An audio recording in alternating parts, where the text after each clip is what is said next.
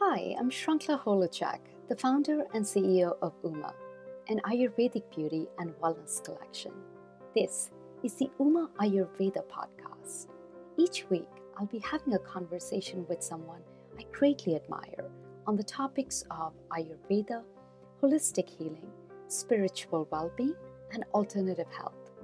By sharing wisdom, I hope to share a personal truth and revelation with you that as ancient as they are, Ayurveda and other healing modalities are as modern and relevant today as ever. Years ago, Dr. Zohreh Sadeghi had hit rock bottom. She was diagnosed with IBS, anxiety, depression, and many other ailments. I had tried everything, she tells me, but nothing truly helped her until she discovered Ayurveda. To say the least, she dove right into the practice and moved to Kerala, India. The decision to pursue Ayurveda was completely an overnight decision for me, she says. It was something that I can't quite explain. It was a voice within me. What ensued was a path of healing, learning, and liberation, and eventually a new career. Since, Zohreh has founded Roha, an Ayurvedic healing center in San Francisco. She dives deep with me today to unpack all that Ayurveda has taught her. So Zohreh, thank you so much for speaking with me today. It's such an absolute pleasure. I understand that you came to Ayurveda through a journey of exploration into your own health. And in fact, started with a full 40-day panchakarma in Kerala in India, which I should call out is magnificent and huge in its own right. I've been born into Ayurveda. I'm yet to do a panchakarma. And you went down to Kerala from San Francisco all the way to do it. So I can't think of a more prodigious start to an education in Ayurveda. And that's where I'd love to start, what you felt like diving right in, how your days progressed, how you felt physically and emotionally. Tell us all about that. Thank you for having me, Shrankhla. I'm really happy to be here speaking with you.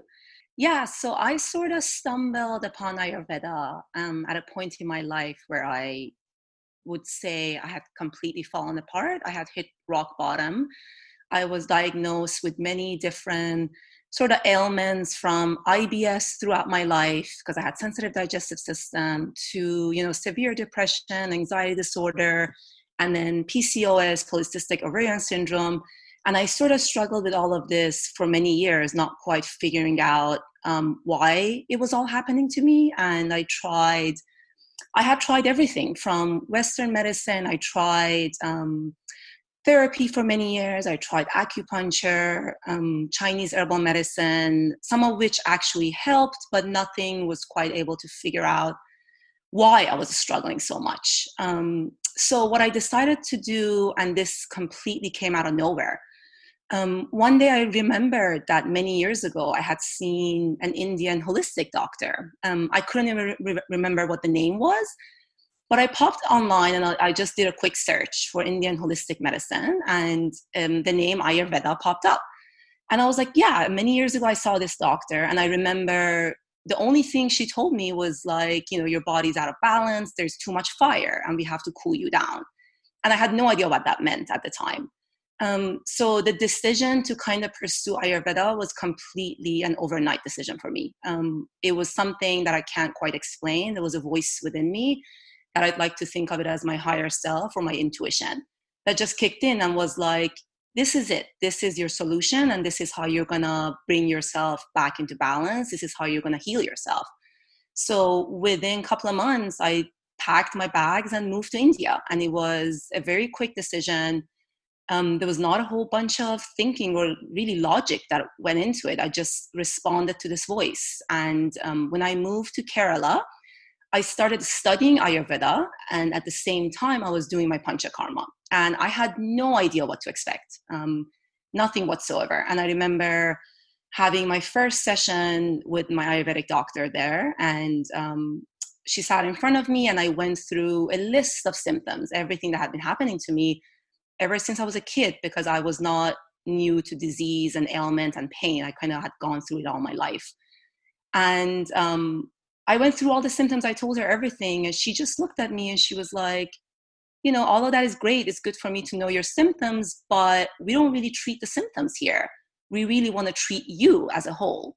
And this is now some 10 years ago, which I didn't fully understand what that meant at the time. And I said, I'm ready. I said, I'm going to dive in. You tell me what needs to be done. And she put me on the whole panchakarma process. And she suggested that I do, about 40 days to begin, because that's sort of what we recommend in Ayurveda when you're first getting started, anywhere from like 30 to 40 days. And I told her that I'm open to trying all the treatments, taking all the herbs. I was really truly open because I was at the time 27, 28 years old, and I had tried everything and nothing had quite helped. So I dived right in, and they put me on a program where I was getting treatments daily, about sometimes 2 to 3 treatments a day, and I was taking herbs regularly. I was on a specific diet. There was a lot that happened during that whole process. There was a lot that happened, not just on a physical level. Of course, I started sort of feeling better physically, but then on an emotional level, I went through a huge transformation during those 40 days. I remember days that I just could not get out of bed because the emotions were so intense. They were weighing so heavily on me. I spent days crying. I spent days being angry, being resentful. I spent days being sad.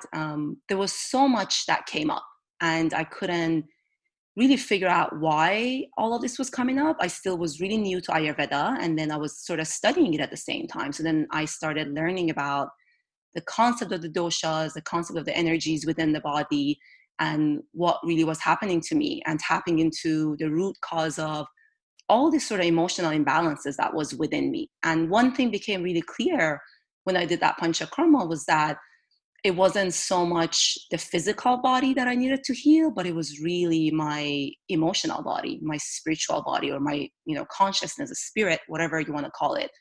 I realized that that's what needed healing, that I was, wounded because of my experiences in life, because of sort of the traumas that I went through as a child. And it sort of brought all of that to the forefront of my awareness. And I dived right in. And I remember on day 41, I met with my Ayurvedic doctor and sat in front of her. And I was like, I don't know exactly what happened to me. I just know that I feel like I was born again. Like there has been a rebirth. And one of the main goals was to restore my menstrual cycle that I had lost for, a few years prior to that due to PCOS. And I remember her telling me that you may not get your cycle back right away, that you have to give this time. Ayurveda isn't a quick fix. And even though you did the 40 days, you may have to give yourself another, month or so to really feel the effects and to restore your cycle. And that part initially was disappointing. And I was like, okay, but I'm willing to stick with this. But the most sort of like miraculous thing happened. And I woke up the next morning and I got my cycle for the first time naturally in years.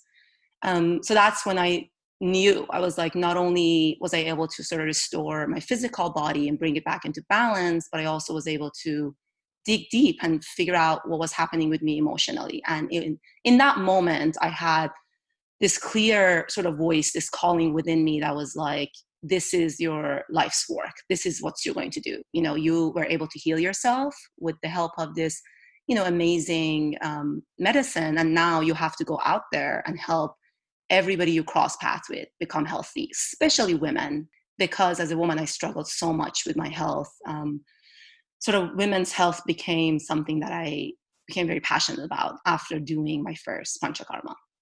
I would love to get into your formal education with Ayurveda and what that was like, but I want to start with your panchakarma. In as much as you can break it down for us, what the days felt like, what you ate, how you spent your time, what you felt while going through it. you've touched on how it felt coming out of it, but anything that can demystify this complex, amazing panchakarma ritual for us would be very helpful. Yeah, absolutely. So the way I look at it is the whole panchakarma process is a cleanse. But while you're going through panchakarma, you can really look at it as a retreat. Because on any sort of given day, you start your day by sort of waking up with the sunrise. So you're putting your body aligned with the natural rhythm of nature throughout the day. So you wake up with the sun, you practice yoga, meditation, and depending on where you go for your panchakarma, they could have sort of group meditation, they could have group yoga classes, or they sort of urge you to do that on your own. So that's kind of how you begin your day, and then you're given your meals. You're given your 3 meals a day. You're given breakfast, lunch, and dinner, and all of that is usually fresh, based on your body constitution, based on your prakriti. They prepare different meals for you. Like, for example, if you have diabetes, or if you're on a weight loss diet, your food might look different than the person who's there for, I don't know, schizophrenia or mental disorders. So then your food is given to you 3 meals a day, and you get to see and speak to your Ayurvedic doctor on a daily basis. So the first day, the session is usually longer, an hour to 2 to really dive deeper. And then after that, you get to meet with your doctor every day for like 20 to 30 minutes. And that becomes sort of the psychological or mental coaching component of the whole panchakarma process, because it is a very deep process and it goes deep into your psyche. So a lot of stuff will come up. So it's crucial that you get to talk to your practitioner, your doctor, on a regular basis.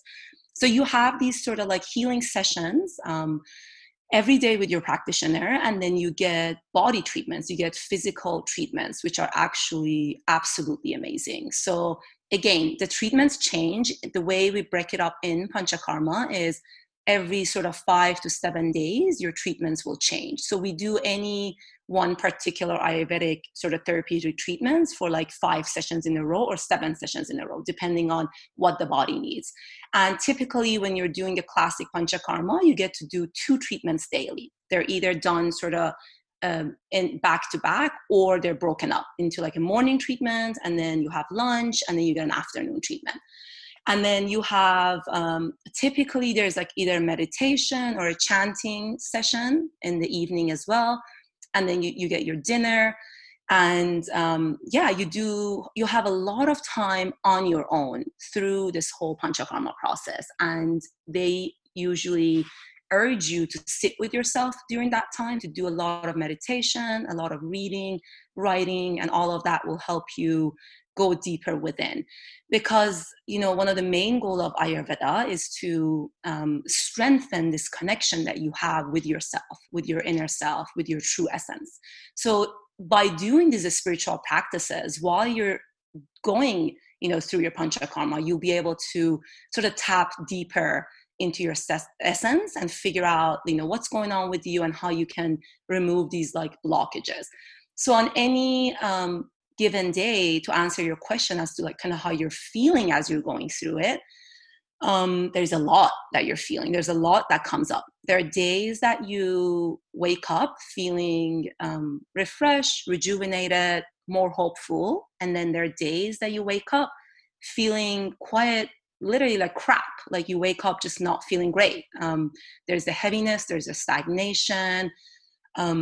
There might be disappointment. There's all kinds of stuff that sort of moves through. And then there are days that, you know, you wake up, and like the very first time I did it, there were days that I woke up thinking, I don't want to do this anymore. Like, I don't want to continue on this because this is hard work. While you're getting pampered with the treatment, and it's nice to like, you know, talk to your practitioner every day, there is a level of difficulty that comes with doing a panchakarma. And I always tell my clients, it's not for the faint of heart.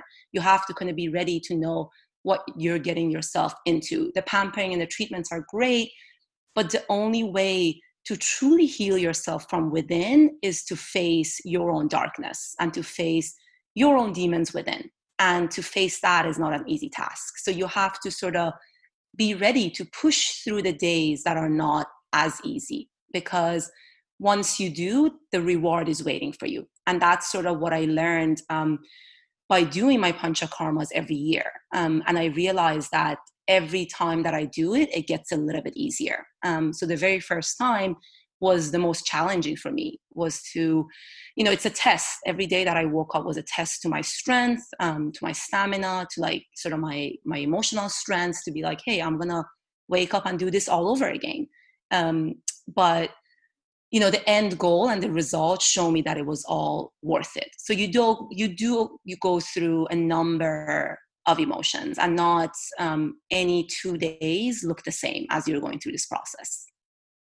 It is interesting how Panchakarma is this beautiful guided call to action to tap in deeper, and only you can do the work. Yes, the oleation therapies can prepare the body to get rid of all the armor or the toxins through the massages and the amazing abhyangas. But you're right in that the body of the work remains with the individual to release them into the universe, to release all the emotional and the physical toxins that one doesn't need. I can imagine that can be an intense but very, very profound introduction to Ayurveda. Indeed. Tell me a little bit about, from that point on, how you formally educated yourself in Ayurveda. So when I was in Kerala, I did a 3 months sort of intensive diploma course in Ayurveda. That was my first introduction into Ayurveda. And I took, classes for Ayurvedic beauty care, for pregnancy care massage. So I did sort of as many courses as I could possibly do. And the classes were intense and they were long because there's a lot of material to cover. And in just 3 months of time, that's not enough to sort of dive into this vast ocean of knowledge. So I did that while I was there, along with some yoga therapy courses. And then once I was finished with that course, I realized that I had just sort of started my education in Ayurveda, that I was by no means ready or willing to go and practice it, that I really wanted to dive deeper. So I started searching for schools in the States that offered sort of higher education in Ayurvedic medicine. And I stumbled upon one in Southern California, AUCM, or American University of Complementary Medicine. And they offered a doctorate and a PhD program in Ayurvedic medicine. And that immediately caught my attention, because there are many other practitioner courses, master's courses out there. But I just deep down knew that I wanted to do the longest program that offered me the most number of hours, and especially clinical hours. So I moved down to Los Angeles and I studied Ayurveda there. And the best part of that whole program for me was the clinical hours that I had to do, because I spent 1,000 hours in the Ayurvedic clinic we had at the school, practicing with my teacher back then, Dr. Jayagopal Parla, known as Dr. J. And I learned sort of everything that I needed to by being with the patients, with the clients on a regular basis, by learning the treatments, because there's only so much that you can learn on a theoretical level. You can study and learn, but then actually doing things with your hands, doing the Ayurvedic treatments with your hands, making the herbs, making the formulations, there's just something so beautiful about doing that. So that was definitely my favorite part of the whole program. So I obtained my doctorate degree in Ayurvedic medicine. And how would you say, Zohreh, your practice has evolved over the years? What are some of the things that you've held on to, and what are some of the things that you may have adjusted based on all the wonderful experience you've had with seeing patients after so many years? There's been quite a bit of adjustment for sure. I like to practice what I call sort of the authentic form of Ayurveda, but as we know, it's a little bit more difficult. We don't have as much access to all the beautiful herbal formulations that the Ayurvedic practitioners in India have access to. So some of that had to be modified. We use a lot of sort of single herbs and powdered herbs now in the States, and I've sort of started adopting those as well. Some of the physical treatments that we're not able to, by law, legally, we're not allowed to practice at the clinic. I've sort of modified those. I teach my clients how to do them for themselves at home. So that's part of it. And another sort of big thing that I've dived deeper into and noticed that there's a need for is the whole emotional aspect of healing in Ayurveda and the mental health aspect of Ayurveda. Because a lot of people come to us thinking, you know, they're going to heal their physical bodies, or that Ayurveda is really just about the physical body. But what I'm realizing as I see more clients is that the emotional body is pretty much where it's at, that most of these ailments and problems are psychosomatic. So I'm now spending a lot of time doing coaching with my clients. So my sort of initial consultations went from talking a lot about their physical bodies, educating them on their doshas and their physical manifestations within their body, to now really focusing on the mental and emotional aspect of it, and how are these doshas or these energetic qualities, you know, presenting themselves or manifesting themselves on an emotional level, and you know, how are they being characterized in their bodies based on, you know, what's showing up. So that's become a big focus in my practice, and that's actually something that I'm so deeply passionate about, sort of educating people on this connection that exists within the physical body and the mental body. So I talk to, you know, my clients in depth about, you know, the herbs that I'm recommending for them, and how these herbs will sort of affect their mental body and their spiritual body, as well as just the physical body, that I'm not just helping them heal the symptoms or their physical, you know, their physiology, but also helping them heal their mind as well. So that's sort of like the biggest shift that I would say that has happened in my practice.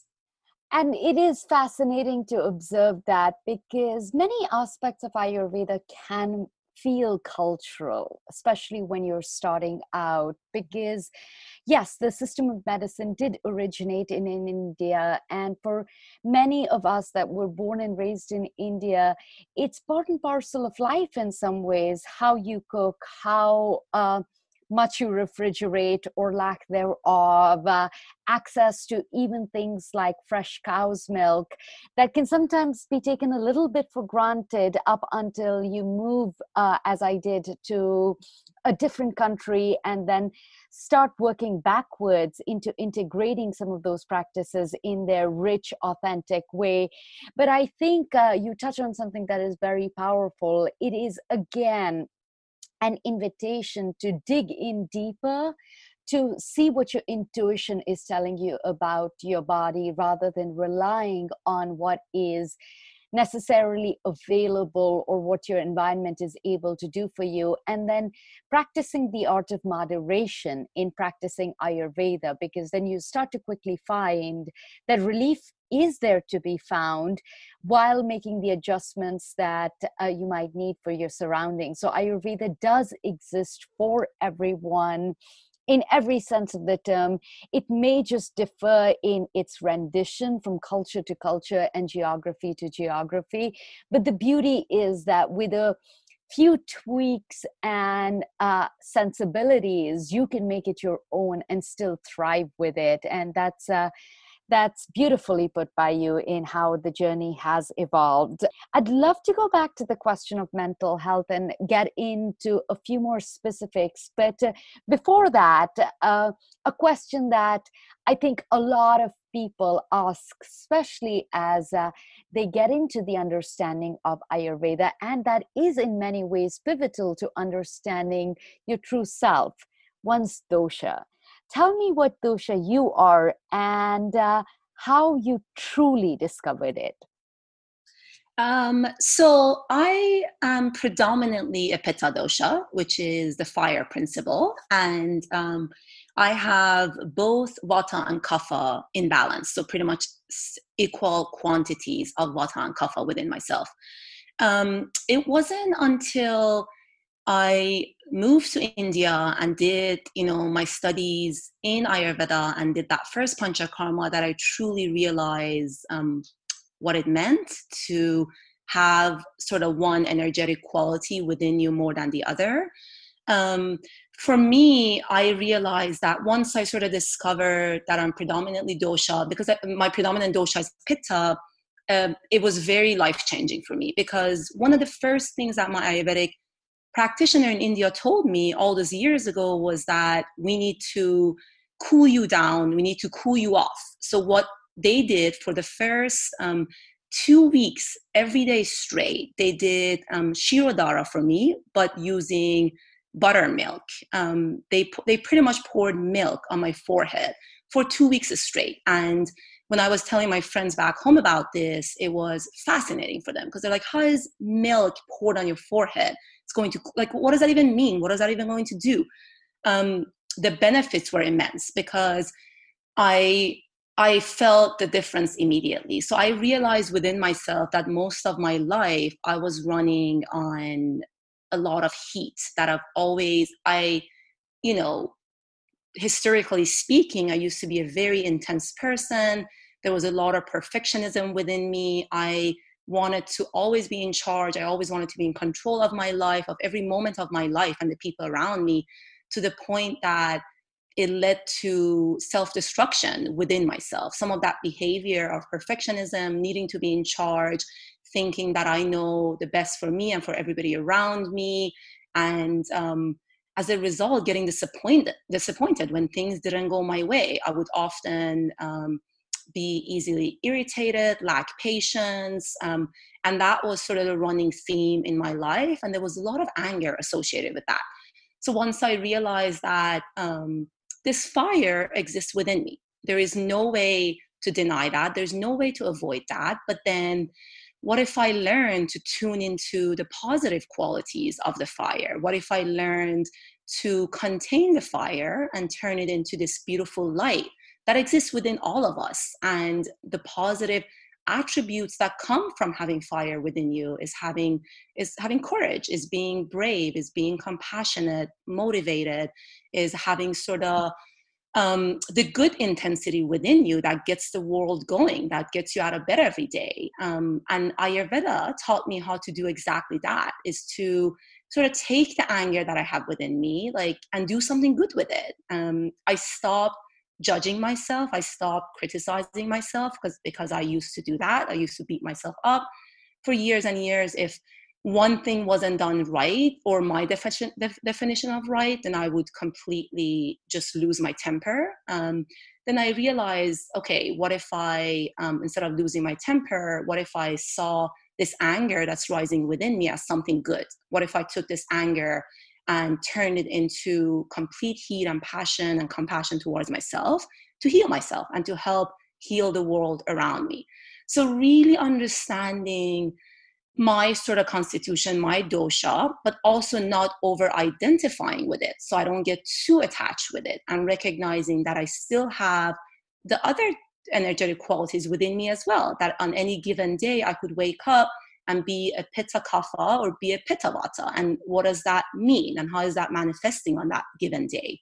So that really helped me to study myself deeper and get to know myself and realize how to balance myself, and that means the lifestyle that I'm leading, the foods that I'm eating. And a small example of that is I completely cut, spicy food or anything that's like pungent or too acidic out of my diet many years ago. And I find myself benefiting from that. And that's really, truly what Ayurveda is. It's a lifestyle change. It's a diet change. It's not just herbal medicine. So now I have that knowledge to know what to do. And I know myself to be a very sensitive human being.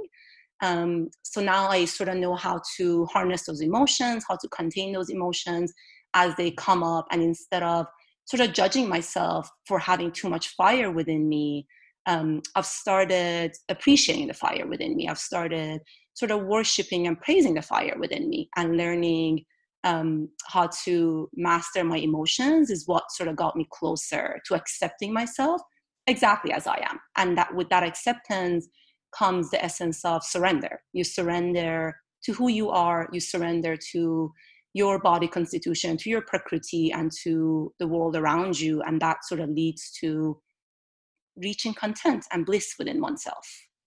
Speaking of bliss, I'd love to tap into some of the amazing work that you've done around understanding emotional health within Ayurveda, because I know that's a big part of your practice, and how one can find answers. You mentioned in your videos that you were diagnosed with severe depression at the time you sought out Ayurveda. Can you share a few things that some of us can do to start to manage that within ourselves as we seek out professional help, either with a therapist or an Ayurvedic practitioner, to help manage those feelings a little bit better? The way I look at it and the way sort of Ayurveda looks at it, depression is nothing but the loss of connection to your sense, or to your essence, or to your higher self. So when you lose that connection to your true self, to your higher self, that's when sort of depression happens. And for a person who's sensitive, who by nature has more connection to their heart and soul, the loss of this connection is quite tragic. And this is what we don't realize. And once this connection is lost, and instead of it, this sort of fatigue and lethargy and heaviness gets settled within the mind and within the body, it leads into anxiety. So depression and anxiety very much go hand in hand, because the mind feels like it's lost control. And once the loss of control is there, it leads to an anxious mind. So it pretty much the groundedness, the calmness of the mind is lost. And you feel exhausted, you feel depressed, you feel heavy. And the journey to healing yourself and pretty much combating anxiety and depression isn't a painful one. It's actually a beautiful journey of self-discovery. It's a beautiful journey of going deep within to finding your truth and finding your true nature. Because the way we sort of describe this in Ayurveda is when the mind always wants to be in control. The mind always wants a narrative or a story. So the mind starts distracting us by bringing up these powerful emotions of anger, shame, guilt, jealousy, and the mind starts seducing us by drawing attention to the outside world, to the world outside of ourselves, by distracting us with money, fame, sex, food, success, achievement. And when all of that fails, then the mind latches onto fear. It starts relying on fear, and this fear becomes something that we rely on and live our lives based on. And that's when sort of the whole disconnect happened. And in Ayurveda, the seat of the mind is in the heart.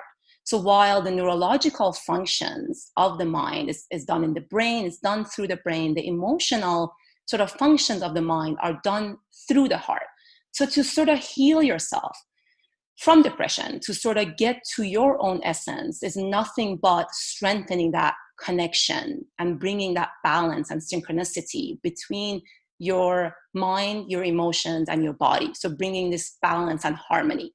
And what truly helps here is doing some of these spiritual practices. So what I find that helped me with severe depression was not only therapy, of course, like doing sort of traditional talk therapy, as well as holistic coaching, but also doing meditation, doing pranayama, the breathing practices, doing some of the yoga postures. All of that helped me, as well as diet and lifestyle. So eating a healthy diet, because the imbalance of the doshas don't only show themselves physically in the body, but each dosha has a different emotional and mental characteristic within our body. So understanding doshas and how they play a role in our mental health is another thing that really helps. So if there's anxiety on the mind, for example, anxiety is nothing but fast moving, lightness, rigidity. It all comes from the vata dosha. So that tells us that the vata dosha is increased in the mind. How do we bring that back into balance? By eating a vata pacifying diet. So there's a lot of factors, and this is why Ayurveda is so great in helping with mental ailments like depression and anxiety, because we sort of educate people on how to heal themselves through doing some of these deeper spiritual practices, but also eating a diet that's going to help them sort of combat anxiety and depression, by leading a lifestyle that's going to help them, find balance within themselves again. And a small example of that is sort of living in accordance to each season. So, every season eating the fruits and vegetables that are available to you, because fresh vegetables and fruits and what comes from that season has a lot of prana, or life force. And that's what you need to help heal yourself from depression, is to sort of bring your pranic sort of energy into balance within your body. And by eating seasonal fruits and vegetables, you'll be able to do that, because eating a sattvic diet, or like a pure and fresh diet, will help you with that. So there's a lot of sort of elements and components that go into it, and doing the deep work of removing the ama, or the accumulated toxins, on a physical level, but also on the emotional level, is what helps bring you back into balance, and what will eventually help you overcome depression and anxiety in the mind. What are some of the foods you'd recommend to someone that is struggling with anxiety?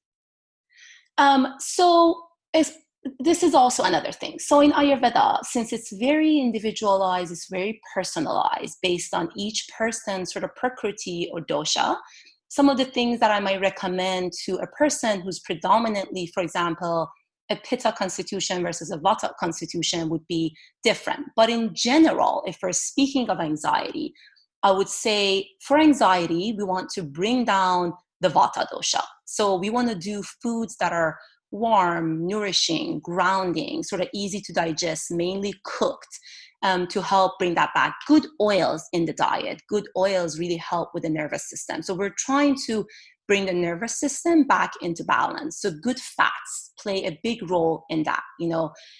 Good omega-3s, avocados, coconut oil, sesame oil, flax seeds, bringing seeds and nuts. Again, this will vary, depending on your body type. Like, for example, a kapha person struggling with anxiety who happens to maybe also be overweight, I wouldn't recommend as much nuts and seeds, for example, versus a vata person who happens to struggle with anxiety. But in general, remembering to eat seasonally in accordance to your body type, in accordance to your dosha. So eating foods that come from nature and come from the earth, because with anxiety, we need more earth element. We need more kapha. So root vegetables would be amazing. Eating food that's more cooked would be really great, because raw food has very similar characteristics to this vata dosha or to the anxiety. Raw food tends to be cold, dry, rough. So it's a little bit harder to digest within the system. So eating things that are cooked, eating whole grains, having oatmeal, any form of rice, brown rice, quinoa that are cooked with warming spices, nourishing spices, all of that will really help to ground and calm the mind. Any lifestyle practices that you might recommend to someone struggling with anxiety? Often that also translates to a racing mind in the evenings and sleeping poorly, because that also sometimes drives out of an imbalance in the vata dosha. What might you recommend?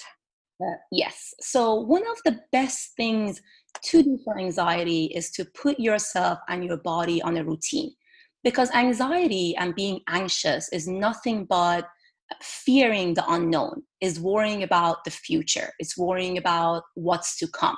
So when you have a routine, so when your body, when your mind knows exactly what's coming next, then it reduces some of that anxious feeling. By that, I mean trying to wake up and eat more or less around the same time daily. That would be a big, big help. So putting yourself on a regimen where you know when your breakfast, lunch, and dinner is going to be more or less around the same time. When you know when you're going to wake up, when you're going to go to bed, on any given day. Waking up and starting your day by drinking a cup of hot water, depending on your dosha. If you're more kapha, I would recommend adding, some lemon in there. If you're more vata and pitta, then I would recommend adding fresh basil or mint leaves in your hot water. And not grabbing your phone the moment you wake up is another big thing. So waking up, washing your face, drinking a cup of hot water, and just doing a meditation practice. And this could be 10 minutes, this could be 30 minutes, this could be an hour. So this all depends on sort of the amount of time that you have and how new you are to the whole meditation practice. So just kind of sitting with yourself, setting an intention for yourself just for that day. It does not need to be an intention that you're setting for your week, for the rest of your life, just for that day, telling yourself that I'm going to wake up today and this is what I'm hoping to accomplish, or not. It could simply be, I'm going to wake up today and just live and just see what the day brings me. So just kind of giving yourself that assurance that, you're in charge of your health, of your day, and there's nothing out there that sort of can dictate that. If anything happens out of the ordinary, then you'll deal with it as it comes.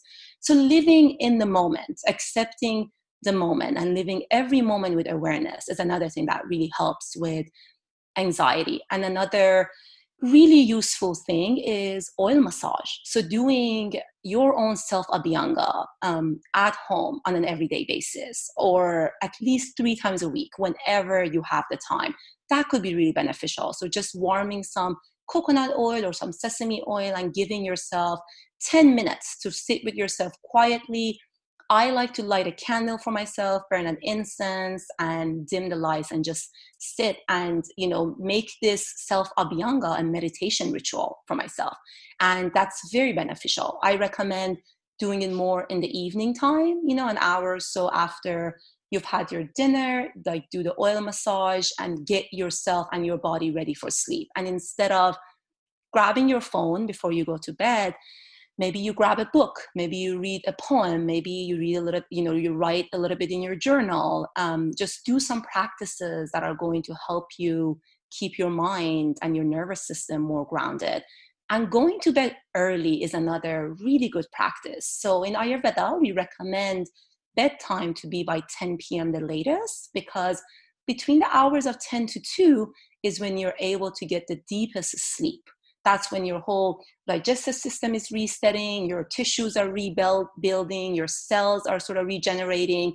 So if you are able to be in bed between 10 p.m. to 2 a.m., and really that's the deepest sleep. If you're able to get to bed by 10 p.m., then that's highly recommended. That also helps to keep your mind sort of calm and grounded. My personal experience around the 10 p.m. Window has very clearly been around noticing a rise of pitta within myself. I tend to be a pitta dominant type, and it definitely is true in that if I get myself in a restive state by 10 and sort of start to channel the pitta energy towards regeneration of the body, I definitely find myself falling off to sleep better rather than when I channel into it a little bit and start to fuel the pitta energy and then try to get to bed by midnight. It's definitely a little bit more in full force and going until the 2 a.m. time frame when pitta actually transitions into the vata energy. But yeah, the timeliness has definitely been an aid to many that struggle with a predominant vata dosha, and getting that structure is tremendously helpful. Switching tacks a little bit, I know that pregnancy care and Ayurveda for children is a specialty area for your clinic, Roha, in San Francisco. And I know many of us would be interested in learning a little bit more around that. While, of course, physicians' advice must be closely followed at all times, given that every pregnancy is unique. But what are some of the Ayurvedic lifestyle choices and tips you share with people to follow during these times that can make pregnancies even healthier, even more joyful? Yes, pregnancy care in Ayurveda is a big topic, and it's fascinating and definitely one of the areas that I'm very interested in and passionate about. In Ayurveda, we view pregnancy as being a very spiritual and special time in a woman's life. And during this time, the female intuition is particularly very, very strong. You hear of the pregnancy glow, and in Ayurveda we sort of explain that as this particularly, there's this very luminous, vibrant, golden aura about a pregnant woman. And that's what we sort of look at as a pregnancy glow. But it's also the inner intuition of a woman that's so much stronger. So it's shining very, very brightly. And this is a time to bond with the child within. So this is sort of what I coach my pregnant clients on, is to do a lot of self-care during pregnancy, because whatever you're eating, whatever you're sensing, feeling, experiencing, touching, your child is experiencing all of that with you. So there's no time like pregnancy to take care of yourself. One of the many, many things, we talk about during pregnancy is that the Vata dosha is bound to increase immediately the moment you get pregnant. So our goal is to keep Vata in balance for the 9 months of pregnancy. And that means, and Vata dosha dominates the nervous system. So we're trying to bring about sort of like the groundedness to the entire nervous system. One of the biggest things we recommend is oleation. Sneha, the word sneha in Sanskrit, which means oil, it also means love. And that pretty much explains everything. So oleation internally and externally, to make sure that the woman is gaining enough weight, but also to make sure that the baby's brain is developing properly. So incorporating good oils, good fats in your diet daily, like organic whole milk, if there's no sort of lactose intolerance, coconut oil, olive oil, nuts and seeds are fantastic, like avocados again. Cooking with ghee is really essential during pregnancy, so we highly recommend that. And then these are just for like internal, and for pregnancy, I put my clients on a couple of safe pregnancy formulations, Ayurvedic formulations, to make sure that I'm strengthening their uterus, to make sure they're able to sort of like keep the fetus within the body. And all of Ayurvedic herbs are fat soluble, which means the nutrients will sort of effectively be delivered to the cells and tissues if it's accompanied by a healthy fat. So that's another reason to sort of do good fats. And then that's for internal. And then externally, I recommend my pregnant clients to always do oil abhyangas, so oil massages for themselves at home, because this oil massage not only is nourishing the body and the mind, it's relaxing the body. It helps sort of, there's a lot of sort of fear around stretch marks and all of that, like skin sort of losing its elasticity. There's like pregnant belly itching. So oleation externally will help with all of that. And it brings about like a stability and warmth. And it helps sort of evaporate stress, fatigue, tiredness within the system. So those are like some of the main things. And of course, one of the other important things I always emphasize is eating a fresh and pure sattvic diet while you're pregnant. So that becomes really, really important as well. So enjoying fresh seasonal fruits and vegetables, whole grains, nuts, organic dairy, all of foods that pack a lot of cosmic life force, prana, and life essence within them. That helps build vitality or immune system, or what we call ojas within the system, both for the pregnant woman and for the baby. So these are sort of some of the things that I recommend, that Ayurveda recommends during pregnancy. And the most important thing is to just be mindful and stay connected to your body, to the baby, to sort of all the emotions and sensations that are coming up, and do as much self-care and self-love as possible throughout the whole 9 months. It goes without saying that things like oleation and self-abhyanga should be consulted by via your physician in case there might be specific things within your physiology that might need addressing. But this sounds like an amazing blueprint to thrive during a pregnancy, one that integrates self-love and also almost good habit formations and love for the body, even within the child, while it is inside you. But speaking of children, how do you get children started on Ayurveda? Yeah, so children's is a very interesting area, because the way I sort of look at it is I educate the parents. So I teach the parents what it means to live an Ayurvedic lifestyle, because I look at Ayurveda as a lifestyle medicine. It's not just an herbal medicine. So I teach the parents on the basics of Ayurveda, what we focus on in Ayurveda, which is a well-balanced diet, it's getting proper, adequate sleep, it's making lifestyle choices like clean personal hygiene, having enough of indoor, outdoor activity and exercise for kids. All of these are pretty much what we recommend for adults, but then for kids as well, because these are essential for, especially indoor, outdoor activity is one thing I talk to parents about, because it's essential in kids' brain function and learning ability. So I recommend that they maybe take, some yoga postures and do it as a family activity indoors, and then take their kids outside. And I recommend they do it on an everyday basis to get some fresh air, to get some fresh prana for the kids outside. Then a well-balanced, clean diet. It's a little bit harder to get kids to take a lot of the herbs and formulas. So I often try to help what's going on by mainly doing diet and lifestyle, unless they come to me with something that's been, really chronic, or there's like an acute case of cold or flu, or like seasonal allergies or mucus. Then I'm able to give small doses of some of the Ayurvedic herbs mixed with honey. When there's a little bit of that sweetness, it's easier for children to take it. So unless there's some cases that need the herbs, I more often sort of lean towards diet and lifestyle, and teaching your kids how to have proper personal hygiene, because that's very important for metabolic activities within the system. And just sort of teaching them how to eat properly, making sure that the kids are eating their meals, making sure that they're getting enough sleep throughout the day.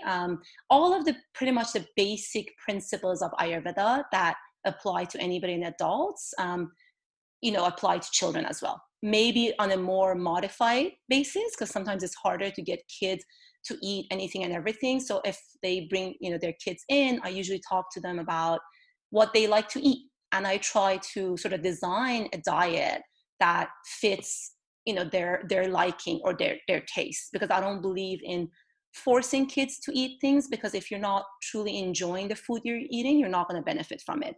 So if they like pizza or pasta and French fries, then, I help sort of design Ayurvedic recipes of those foods, but using whole grain, using whole wheat instead of white flour, and things like that. And it becomes, somewhat fun.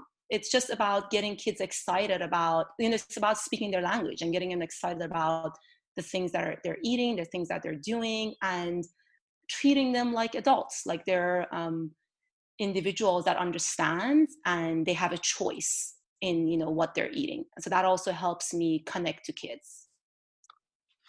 And one of the things I have found that has a lot of credence with parents when it comes to young children is how meaningful Ayurveda can serve in way of a coping mechanism as one grows older, in that a lot of us end up resorting to some self-destructive habits in times of extreme stress, and how meaningful Ayurveda can be as a replacement to those habits in means of coping with scenarios that may be causing us stress, even if it is the practice of self-abhyanga or breathing meditation that becomes your go-to because you've started at a young age with practices such as yoga or caring for yourself in times of stress, that provide this beautiful blueprint of coping with stress, as we all will through the course of our life. And starting out young and understanding some of those things and being able to turn inward to find the strength we need can be very, very beautiful as we go through life. And Ayurveda in particular shines in its ability to do that. And I definitely find that some of the things I learned early on through my practice of Ayurveda and yoga have really served me well through the course of my life. Zohreh, this has been very, very informative and so wonderful. Before I let you go, I want to ask, is there anything else you'd like to share with our audience about Ayurveda, about integrating it into the hustle bustle of modern life, into starting out with it? Anything that you feel like we may have not covered during the course of this conversation? Yeah, the one thing that I would like to say first and foremost is that I truly believe Ayurveda is for everyone, and anybody can benefit from Ayurveda. So that's key to know.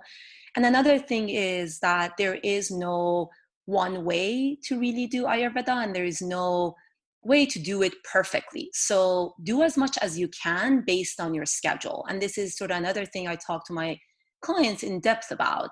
If you wake up and wake up and sleep more or less around the same time daily and eat your meals around the same time daily, that is Ayurveda. You're already practicing Ayurveda. If you wake up in the morning, brush your teeth, scrape your tongue, and drink a cup of hot water, you've already done Ayurveda. So it could be overwhelming to think of the whole dinacharya, sort of like the daily regimen, the seasonal regimen, and wanting to incorporate all of it. And it brings about more sort of anxiety and it makes you more overwhelmed. That's not the goal of Ayurveda. The goal of Ayurveda is to teach you the basic tools you need to know in order to heal yourself and your body. It's a system of self-healing. And my Ayurveda might look different than yours, than the person next to me. So everybody's sort of version of it is different. I do some of the practices that I know are more beneficial for me. And the only way to kind of find that out is to give it a chance, to give it a try,